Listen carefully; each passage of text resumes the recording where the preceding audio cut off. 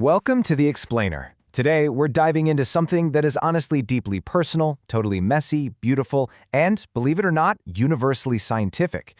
We're looking at the fundamental human drive to raise a child, drawing on research that explores the universal architecture of parental investment.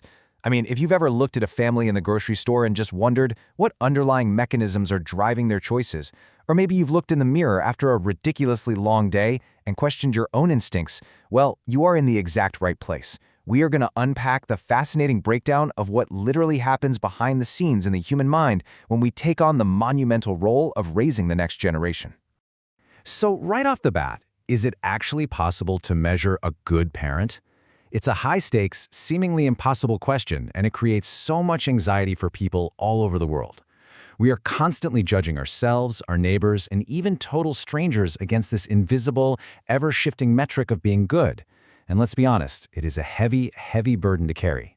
Okay, let's dive into this and see what the research and the data actually tell us about all this immense pressure. Section 1. The Universal Parenting Drive. Let's shift our focus away from that individual, everyday anxiety you might be feeling, and look at the incredibly comforting biological and evolutionary reality of how parents actually think.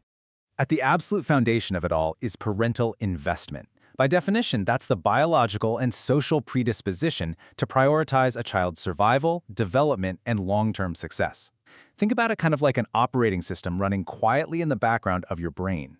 From both an evolutionary and a psychological perspective, parents are fundamentally wired to want their kids to thrive. It's not just some cultural invention or a modern trend like, matching family pajamas. It is a hardwired, entirely normal human drive. This foundational architecture is quite literally what ensures the continuation of our species. It's the engine keeping the whole shebang moving forward. Section 2. Pillars of Child Welfare. Now let's look at how this biological drive actually manifests in our day-to-day lives. Our very first core pillar is nurturing and attachment, which is really all about building a secure, emotional bond. And most parents just instinctively prioritize this. So the crucial point here is that this emotional foundation acts as the absolute baseline for a child's ability to trust others and safely explore their environment. Before a kid can learn complex social skills or, confidently navigate the world, they need this secure emotional base. It gives them the psychological armor they need because they know they have a safe harbor to return to when things inevitably get tough. Next up, we have tangible physical resources: education, financial stability, and physical safety.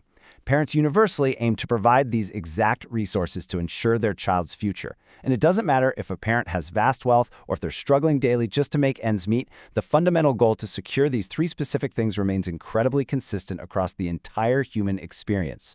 It is the practical, everyday application of that biological drive we just talked about. Now we hit what is arguably the ultimate tightrope walk in human development: protecting a child by setting firm limits versus allowing them the independence they need to actually mature into a functioning adult. This is a delicate daily balancing act between control and autonomy. Lean too far toward protection, and the child can't function independently in society. Lean too far toward independence, and they might lack the boundaries necessary for their own physical safety. Managing this constant tension is a major, totally unavoidable part of the parenting gig everywhere. What's truly fascinating here is that good outcomes, specifically honesty, ethics, and emotional health, are overwhelmingly prioritized over passing down specific religious or political beliefs. When researchers impartialize the data and look at the broader picture, they find that ethical and emotional health generally trump specific ideological viewpoints. It beautifully illustrates that, at a fundamental level, parents primarily just want to raise good, healthy people. Section 3. Parenting by the numbers. Okay, we've talked a lot of theory, so now let's see if we can quantify these shared goals with some macro-level data. Get this, an overwhelming 87% of parents report that being a parent is one of the most important aspects of their identity. That is a massive majority of the population positively self-identifying with this role. It proves that despite the exhaustion, the stress, and the incredibly steep learning curve, stepping into the role of a parent fundamentally and permanently reshapes who we are and exactly how we view ourselves in the world. Furthermore, 80% or more describe their relationship with their children as rewarding or enjoyable.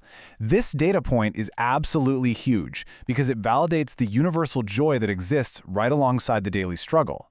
The biological drive basically ensures the psychological payoff of raising a child remains incredibly high for the vast majority of people. When it comes to shared goals, a massive 88% of parents prioritize financial stability and job satisfaction for their kids, leaving only 12% for all other priorities combined. And this brilliantly illustrates that parents everywhere, regardless of their own background, share the exact same hopes for their child's practical future. We all just want our kids to be financially secure and satisfied in whatever work they ultimately choose to do. Building on that momentum, check this out. An astonishing 94% of parents prioritize honesty and ethics above all else for their children. Only 6% fall into the other priorities category. Nearly everyone across the board wants to raise an honest, ethical human being. When you look at the data this way, the shared intentions of humanity are overwhelmingly aligned. Section 4. It takes a village. So if our goals are so universal, why does parenting often feel so incredibly difficult? Well, there are massive external pressures that influence parenting quality. We're talking financial hardship, marital conflict, and a plain old lack of community support. Psychologists point out that these specific stressors make it significantly harder for parents to maintain that warm, responsive environment we talked about earlier in the attachment pillar. When a parent struggles to provide, it's very often due to these external pressures just overwhelming them, even when they have the absolute best intentions. Understanding this really helps remove the heavy, often unfair burden of individual blame. We also have to consider generational modeling. Basically, normal thinking and behavior is very often passed down through generations. Our parenting styles, our disciplinary reflexes, and our very definitions of what is normal are heavily influenced by the psychological modeling of how we were parented ourselves. Many parents simply model their behavior after their own childhood experiences. This means that breaking negative cycles or changing a parenting style requires immense conscious effort, which adds another really complex layer to how we execute our goals.